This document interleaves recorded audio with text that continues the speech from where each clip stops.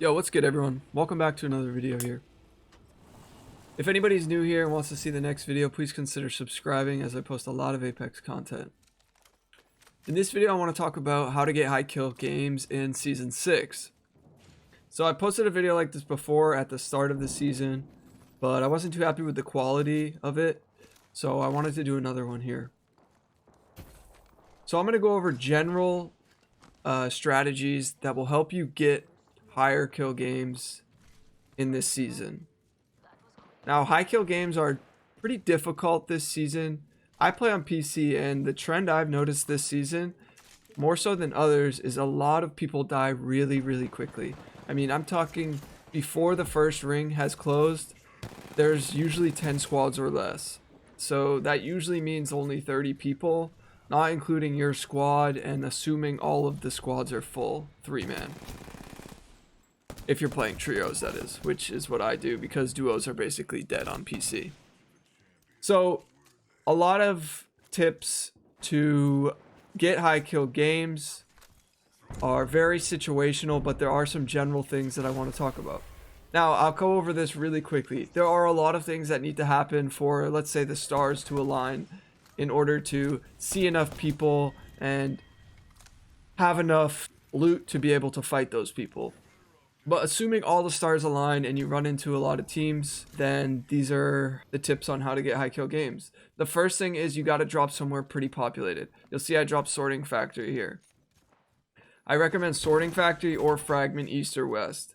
Those generally are the two most popular POIs on World's Edge. If you're playing on Kings Canyon, look around where the dropship is dropping and try to see how many squads are dropping in certain POIs and then jump. So I would say either Capacitor, Labs, maybe Gauntlet. Those are three popular. Also Salvage on Kings Canyon.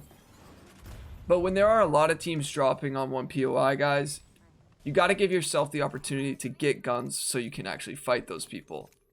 So maybe drop a little bit further away if there's like 5 or more teams, just to ensure the fact that you can get a gun and a shield. It's all very situational, and when you're dropping, it's super based off of luck, of just finding a gun and some armor. You know, you may land on an RE45 and a white armor in the same building, somebody else is going to land on a purple and a Mastiff. And that's probably a GG. Alright, the other thing is you gotta loot quick and move fast. You cannot be wasting time trying to find your preferred loadout or all the heals in the game. You just gotta skate by with what you find and what you have. You have to thrive off of killing your enemies and just looting that, not trying to go loot POIs. Now, in this game, my mic wasn't working and I was solo queuing, and I was telling my team right here that I need to keep moving because I have 8 kills and I'm trying to get this 20. But my team obviously didn't hear me. It wasn't until the end of the game that I realized my mic was actually shut off. So I had no voice communication with them. But I mentioned this in my last video and I'll say it again. It's you gotta communicate with your teammates if you're trying to do this.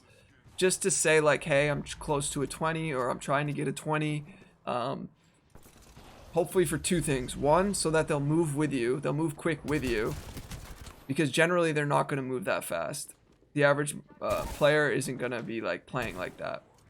But if they were willing to help you, as long as they're just there with you, that'll be enough help generally.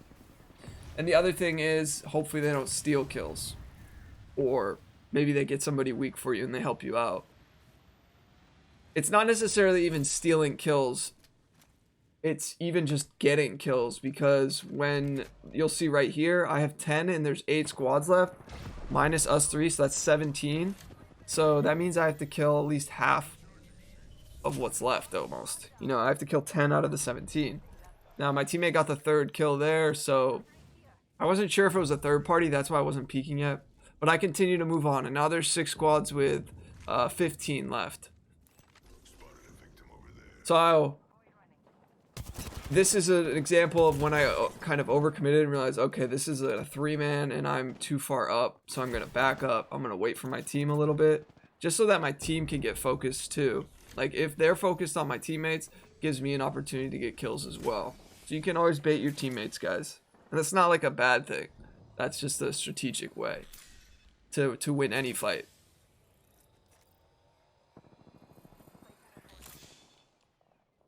And I am playing Revenant, so using the totem really comes in handy on, you know, double pushing teams or getting a free life. And, you know, being able to hopefully knock somebody in the totem or in the death protection and then push back out and try to kill the other two.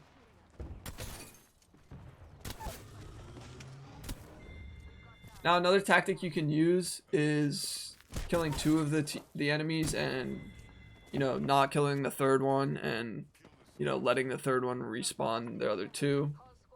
But also very situational. I mean, if the third one is trying to fight, you're obviously going to kill them or try to, and you never know if their teammates are just going to leave the game when they die, so it's always very situational.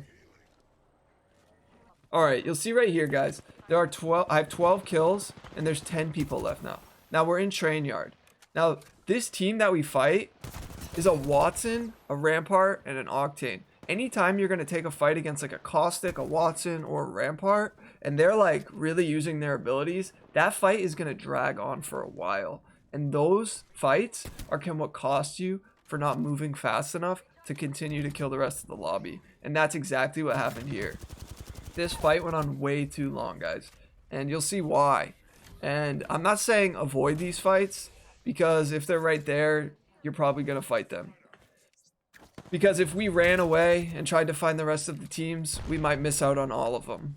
It's all situational on where these other people are. But I can tell you, we didn't hear other shooting or other shots in the area, so it was just like, all right, we're going to kill these people. And I killed a Wattson, and then I'm like, okay, how do I even get at this train cart? These two are not moving. And it just goes on for a while. So I would try to either avoid taking these fights if you can, but if it's late game, you're not going to avoid that. You're going to hopefully just fight them and try to get those kills. But just keep in mind, the longer the fight goes on, the more time that takes away from you trying to find the rest of the squads left. See, now there's 3 squads left, and obviously this is one of them.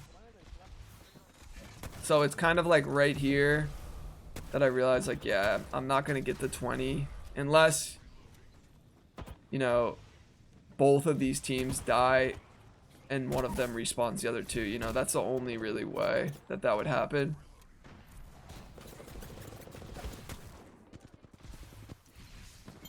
So you see I got 14 there.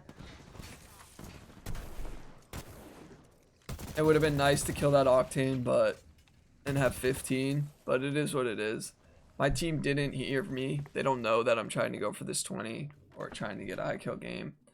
So it's all good. And then you'll see here, guys, that the last team ultimately is just playing similar to the previous team. They're sitting on top of this and they are not moving. They have a Rampart, and, you know, this would be a good opportunity if I had a long range gun to farm damage, because it's literally just us and them, and this team is not planning on moving anytime soon. There is a difference, guys, between farming damage and getting a lot of kills. They're not always synonymous with each other. What I mean by that is you see a lot in this game where a lot of the kills I got were like people who were already on flesh. So earlier when I was talking about like the stars aligning, it's all about like timing. Like if you're third partying or if you're catching people off drop when they're not, you know, all the way healed up, that's an easy way to get a lot of high kills. But it doesn't happen every game like that. You know, most of the time your damage is going to match up with your kills. This is funny. I got stuck in this rock. I don't know how. I guess the totem placed me in this rock, and I was telling my teammates I'm stuck in this rock, and I was trying to ask the Wraith to portal me out. Like, that's the only option. The other thing would be if I had a frag grenade, I could try to like blow myself up so that, you know, it pushed me out of the rock, but I'm not sure that would work.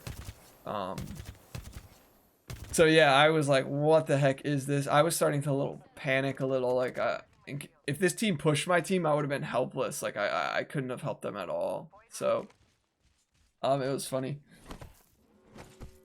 But anyway, guys, so yeah, this is farming damage is different than getting high kills. You can get like a 4K with like 10 kills or like a 3K or whatever. it's not always the same as getting high kills. And you'll see at the recap of like my damage to kill ratio is pretty funny. Now, another tip, guys, that I've talked about in my previous video is if your teammates are, you know, your buddies, let them know when you're close to getting, you know, when it's possible to get maybe a 20 or a high kill game, because hopefully by then they can assist you in just ways of like calling out like, oh, so and so's weak, you know, or you can tell them, hey, don't kill this person, I got this, and then if you lose it, they're there to back you up and they can just kill them. But you know, I always tell people like communicate, because just because of how difficult it is to find enough people and make it happen, that's at least my biggest problem, is like not seeing enough people to make the 20 happen or to make the 4K happen. So you'll see here, guys, this team had no interest in leaving. It's actually a very questionable move. Only one guy pushed up, and then the other two are still sitting on that, and the ring is closing. And I mean, this is ring 5, so like 2 ticks are gonna kill you. It's just funny that, I don't know, people play like that or don't understand when they need to rotate. But yeah, you'll see here 2 end up dying to Storm just from rotating, and then this third one just catches the PK. So I end up with 17 kills. Now, if you look back, if I killed that Octane, that would have been 18. The Octane in the train cart, and if I had killed the third that was on top of Sorting Factory, the Revenant, that would have been 19. And perhaps if we had just not spent so much time killing that team in Train Yard, that would have possibly been a 20. But yeah, let me know what you guys think in the comments down below, and thanks for watching this YouTube video. Check back in soon for more content.